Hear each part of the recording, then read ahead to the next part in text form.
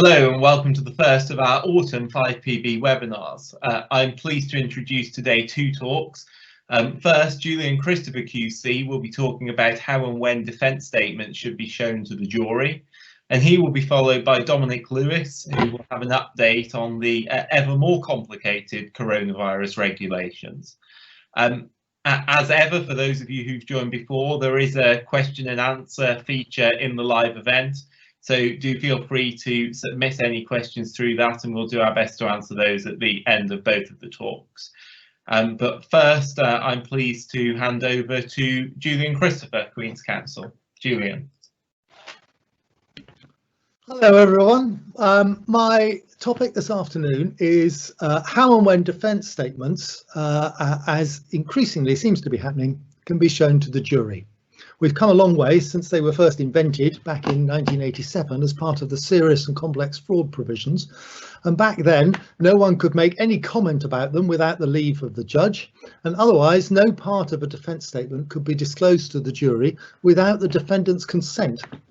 But nowadays, there's a variety of different ways in which they can find their way to the jury, so much so that one might think it would be wise to have this in mind when drafting them in the first place. How it can happen falls basically into three categories. The first is the classic situation in order to suggest that the defence that's being run at trial is untrue because it's different from or was absent from the defence statement. This was the original stick in the carrot and stick approach of the CPIA to obtaining advance notice of the defence case, the carrot being triggering disclosure, and the stick being adverse comment and adverse inference if the defence statement is incomplete or doesn't reflect the position at trial. But beyond that, defence statements can also be used by the prosecution or indeed a co-defendant and shown to the jury as evidence against the defendant, whether because the defence statement contains an admission or because it contains a lie. And then again, and thirdly, they can be shown to the jury simply to help the jury understand the case. This last is perhaps the most surprising. It derives from section 6E of the CPIA, which was brought in 2005. The judge's power to direct that the jury be given a copy of the defence statement is in subsection 4. And as you can see from little b, it can be edited first so as not to include references to matters evidence of which would be inadmissible. The key provision, though, is in subsection 5, subsection 5b.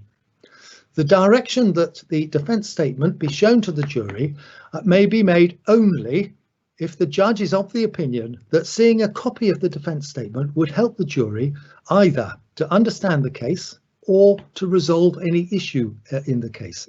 That's the only circumstance in which the jury can be shown the defence statement. So it governs all three of the categories that can lead to that happening. For the moment, we're concerned with the first of these in 5b, helping the jury understand the case. And a high point for that approach was in the trial of Sangera and others back in 2010. Mr. Sangera was charged with murder. The allegation was that he had fired a shot into a crowd of people outside a bar, killing the bar's owner, although that wasn't actually the intended victim. Mr. Sangera's defence was alibi, but he was tried in those halcyon pre-COVID days with 8 other defendants, and 6 of them were also charged with the murder as secondary parties. When opening the case, the prosecution applied to put all of the defence statements before the jury. And from Mr. Sangera's point of view, this was extremely bad news because 2 of the other defence statements identified him as the gunman. So he objected. But nevertheless, the judge allowed the prosecution to hand out copies of all of the defence statements in a separate ring binder to the jury. As things turned out, Mr. Sangera was the only defendant who gave evidence. So he then applied for severance on the basis that the jury should never have been told that two of his co-defendants alleged that he had been there and had fired the gun, but he was unsuccessful with that application as well. When the judge summed the case up, he told the jury not to look at the defence statements and to ignore what they said. And the Court of Appeal's only criticism about what had happened was that it would have been better to take the defence statements back from the jury before they retired. Mr. Sangera had tried arguing that the defence statements should have been edited in accordance with subsection 4B to remove what the co-defendants had said about who the gunman was, on the basis that was hearsay and so inadmissible. But the Court of Appeal upheld the judge's interpretation of subsection 4B, namely that evidence of who the gunman was would be admissible. So assertions about that in the defence statement were not references to matters evidence of which would be admissible and should not be edited out. Well, it may be that what was, on one view at least, a slightly surprising procedure in that case would not happen now, because the rules have been changed to allow the judge to invite the defence to indicate to the jury what the issues are at the end of the prosecution speech. This has the same function of helping the jury to understand the case, and it may be thought to be safer than just handing out all the defence statements, because it's much easier to tell the jury to ignore what counsel have said, it not being evidence, judges do that all the time, rather than to get them to ignore a written document that they've been supplied with that sets out the defence case. And also, of course, it may be that the indication from the defence advocate is a surer indication of what the issues actually are than is to be found in the defence statement drafted at an early stage of the proceedings. Nevertheless, those rules, which came in 2016, also provide a way for the defence statement to reach the jury as the sanction for not taking up the judge's invitation. The rules are in Rule 25(9) of the Criminal Procedure Rules, and these set out the sequence of events in a trial in the Crown Court. And this provision is at Sub-Rule 2C, which comes immediately after the prosecution opening. The court may invite the defendant concisely to identify what's in issue, if necessary in terms approved by the court, and if the defendant declines to do so, direct that the jurors be given a copy of any defence statement, edited if necessary, and as we saw before. Well, an early example of this happening was in the trial of Connor and others. The trial took place in 2016, just a few months after this rule had come in. And in this case, 5 defendants were charged in a drugs conspiracy. And 2 of them objected to the judge's proposal that under this new rule, their defence statements should be provided to the jury, presumably because they had declined the invitation to tell the jury themselves directly what the issues were. The Court of Appeal said that this was a proper exercise of the judge's discretion, where the defendants had remained silent in interview. And they were unimpressed by the argument that it was unfair because the defence statements had been drafted before this new rule had been introduced. The Court of Appeal said, in any case, before this rule, the judge had had this power under Section 6E of the CPIA. Court of Appeal were even less impressed by the argument that when one of those 2 defendants then, partway through the trial, submitted a new amended defence statement, he claimed he should be entitled to have that one given to the jury as well. That would have been tantamount to allowing him to give evidence without being cross-examined, and was, the Court of Appeal said, an argument wholly without merit. It wasn't, in fact, a terribly good day out for the defendants in that case in the Court of Appeal. Another of the grounds wasn't just wholly without merit, it was pronounced to be astounding, and all of the defendants seeking to appeal ended up with an order that 84 days of their time in prison would not count towards their sentence. Well, that's the last of the three types of situation that can result in the jury seeing the defence statement, just to help them understand the case. If that's the one in play, then of course the defence statement is not evidence and the jury have to be told that. But there will many times be occasions when the prosecution actually want to adduce the defence statement as evidence. One example is where it foolishly contains a hostage to fortune, which the prosecution are then able to disprove, such as, for example, where blackmail letters, which the defendant denied sending in the defence statement, were later to be found on his computer, or where cell site evidence blows apart an alibi. In those instances, the prosecution are likely to want to prove what was said in the defence statement in order to rely on the lie as evidence of guilt in exactly the same way as they would a lie in interview. They can't assume that they can cross-examine about it because the defendant, especially now, may not give evidence, so they need to prove the lie as part of their case. And in these circumstances, showing the jury the defence statement, or the relevant part of it, will be for the second of the two statutory purposes in section 6E subsection 5B, helping them resolve an issue in the case, in other words, the issue of whether the defendant is guilty or not. There has to be an application under section 6E in order to show the jury the defence statement, but in this sort of situation that application is likely to be granted. If authority for that proposition is required, it's to be found in the pre-CPIA cases on alibi notices. They used to be governed by Section 11 of the Criminal Justice Act 1967. And the case of Rossborough, which was a case in which defence counsel described his own client's alibi to the jury as a complete and utter shambles, that case decided that because of subsection 5, any notice purporting to be given under that section, an alibi notice, on behalf of the defendant by his solicitor, shall, unless the contrary is proved, be deemed to be given with the authority of the defendant. That meant that the alibi notice was in effect a statement by the defendant himself, and so it could be put in by the prosecution just as any other statement by the defendant can be put in if it's relevant and admissible.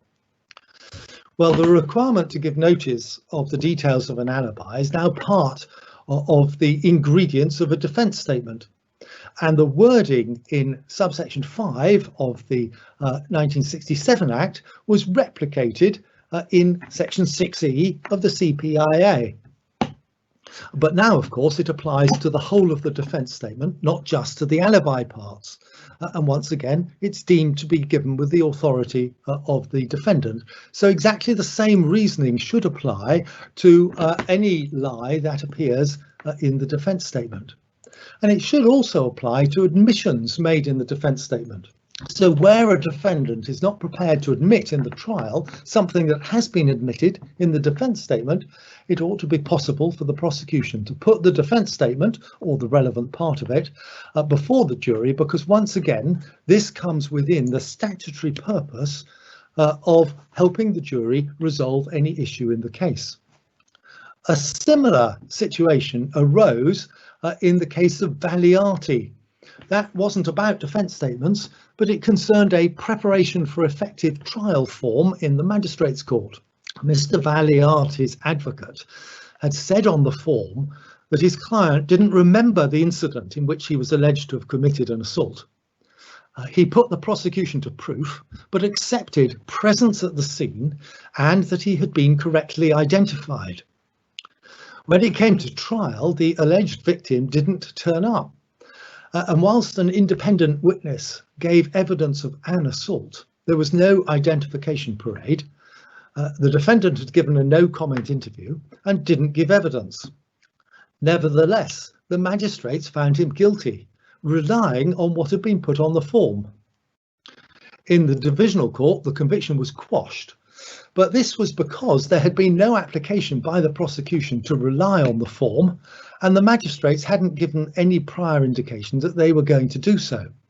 And that meant that there wasn't any opportunity to explore the mismatch between, on the one hand, saying that the defendant wasn't able to remember anything, and on the other, conceding correct identification. But the Divisional Court made it clear that even the preparation for effective trial form can contain an admissible admission. So all the more then with a defence statement which is deemed to be given with the authority of the accused unless the contrary is proved. Well, returning to the three situations, this leaves us with the first on that list, the classic situation where a defendant departs from or elaborates on what's in the defence statement. And this normally crops up, of course, during the defendant's evidence. If it's simply a case of the defendant saying something different from what he says in the defence statement, then it's straightforward. It's a previous inconsistent statement that can be put to the defendant, and it's no different in this sense from any other previous inconsistent statement, and no further reference to the act is required for that to be done. Frequently, it can be done without the jury having to see the defence statement. It would help them to resolve the question, for example, of whether there is an inconsistency, to see the statement, then section 6E has to be referred to and it would be satisfied. Where, however, the defendant says something which isn't in the defence statement at all, rather than something different, then we are in the territory of the sanction under section 11 of the CPIA, a rather hefty section in which the sanction is contained in subsection 5. Where it applies, the court or any other party can make such comment as appears appropriate, and the jury can draw such inferences as appear proper. No leave is required for the comment to be made, though obviously comment can only be made if the jury know about the defence statement. Normally, as I say, this emerges in the cross-examination of the defendant, and so the jury hear about the defence statement as it's put to the defendant. But it can happen earlier, and it can happen even if the defendant doesn't give evidence. This is apparent from the list of faults in disclosure that can trigger the adverse comment, the adverse inference. We have to look at the beginning of the section, which says when it applies, and it's subsection 2 that we're concerned with. That's defence statements in the Crown Court. The first few situations that are listed where the sanction applies are A, if there's no defence statement at all, B, if it's late, or jumping down to E, if it sets out inconsistent defences. All of those will be situations that are apparent right at the start, or indeed before the start of the trial, and none of them depend on the defendant giving evidence. So it must follow, therefore, that the fact, for example, that there is no defence statement, or that the defence statement sets out inconsistent defences, can in principle be adduced during the prosecution case, so that comment can be made upon it. And then if we move further down the list to what happens during the trial under F. F1, it's where the defendant puts forward a defence which was not mentioned in his defence statement or is different, or 2, relies on a matter or any particular matter of fact which in breach of the requirements was not mentioned in the defence statement. It may be helpful here just to refresh our memories as to what those requirements are in section 6A of the CPIA, and they were expanded to include in particular little ca, the requirement to set out particulars of the matters of fact on which the defendant intends to rely for the purposes of his defence. And then going through the list under F, added as well are the equivalent provisions in respect of an alibi, picking up the position that had been the case under the 1967 Act, though no comment, no leave is required for comment to be made in these circumstances, and no leave is required by the defendant to call evidence that he hasn't given notice of, whereas before he needed the leave to do that. Here he just suffers the comment and the adverse inference. Well, if we go back to the first of those, F1, the simplest situation of putting forward a defence which wasn't mentioned or is different, whilst that's often apparent from when the defendant gives his evidence, it can be apparent before then, possibly through cross-examination of prosecution witnesses, because something is put to a witness which differs from or isn't contained in the defence statement when it should be contained in it. Or even, I suggest, where a defence advocate is taking up the judge's invitation at the end of the prosecution opening to indicate to the issues to the jury, if that indication is in different terms from the terms set out in the defence statement, then it will have been apparent by that stage that a different defence is being put forward. And in those sorts of situations, the prosecution can seek to put the defence statement or the relevant part of it before the jury as part of its case.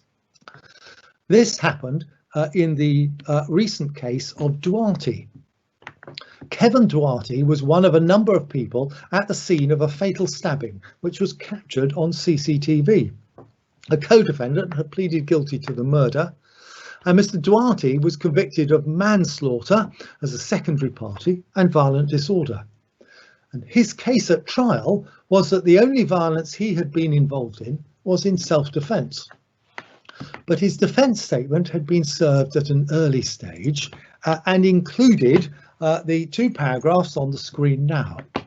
And looking at them briefly, one can well imagine that his team won't have been delighted at the prospect of those paragraphs going before the jury. As I say, it was put in at a relatively early stage, and afterwards the prosecution served further evidence, including evidence from police officers who said they could identify Mr. Duarte from the CCTV footage.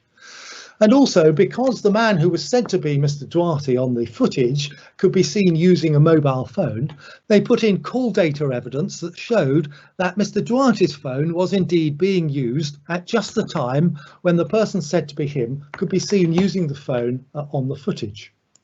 And so by the time of the trial, identification was no longer an issue. So the prosecution then sought to include the fact that incorrect identification had been included in the list of issues in an admission as part of the prosecution case. And when the defence refused to make the admission, they applied to the judge for the jury to be shown an edited copy of the defence statement. The defence argued that it was too early to do that. The application should be made if and when the defendant gave evidence, which of course he never did. But the judge granted the application on the basis that she was satisfied that Mr. Duarte was now putting forward a defence which was different from the one in his defence statement. Well, the Court of Appeal rejected the argument that the application had been made too soon. If the defence set out in the defence statement had indeed been different from the one the defendant was putting forward at trial, the prosecution could invite the jury to draw an adverse inference, even if the defendant didn't give evidence, and so it inevitably followed that they could apply to put the defence statement in as part of their case, edited as appropriate.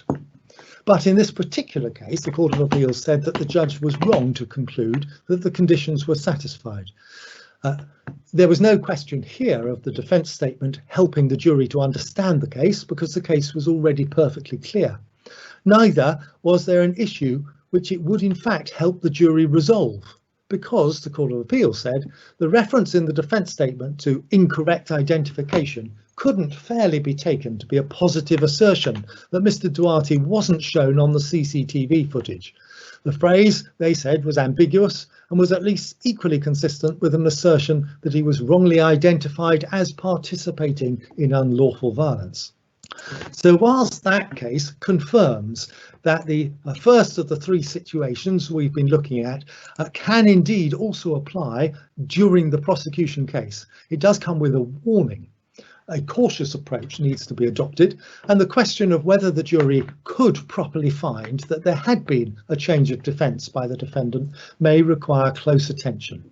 In particular, the Court of Appeal said Identifying an issue is not necessarily the same as a positive assertion of fact by the defendant, and slightly alarmingly, fairness may require consideration of the extent to which the defendant relied on advice as to whether a particular legal issue should be identified, which may give rise to difficult issues of LPP. So the message is this can be done, but it should be done in clear-cut cases only. Well, many of these scenarios come about because the defence statement turns out to be an embarrassment to the defendant. But what about the fortunate defendant whose defence statement confidently asserts the case that is being run at trial? Of course, if prosecution counsel were foolish enough to suggest that it had only just been made up, then it could go before the jury to rebut recent fabrication. But that would be an elementary error on the part of the prosecution. Otherwise, a defendant can't rely on his own defence statement as evidence in support of his case. I wonder, in fact, whether that will change. After all, there was a time when there were arguments about whether an entirely self-serving interview should go before the jury. Now it goes in as a matter of course, as does a prepared statement, even if it contains no admissions whatsoever. For the moment, though, given that a direction under section 6E can be made, or rather an application for one can be made by any party, in those rare circumstances where a defence advocate in a sufficiently complicated and well-prepared case is lucky enough to have a defence statement drafted in a jury-friendly way and to have confidence that the client is going to stick to it, then there would be nothing to prevent an application for it to go to the jury as part of that mini defence opening speech, accepting the judge's invitation to indicate what the issues are immediately after the prosecution opening. Of course, on the basis that it would help the jury understand the case. I've yet to see it done, but I look forward to having a go. And with that thought, and with a quick recap of the cases that I've referred to, I'll hand you back to Andrew. Thank you very much.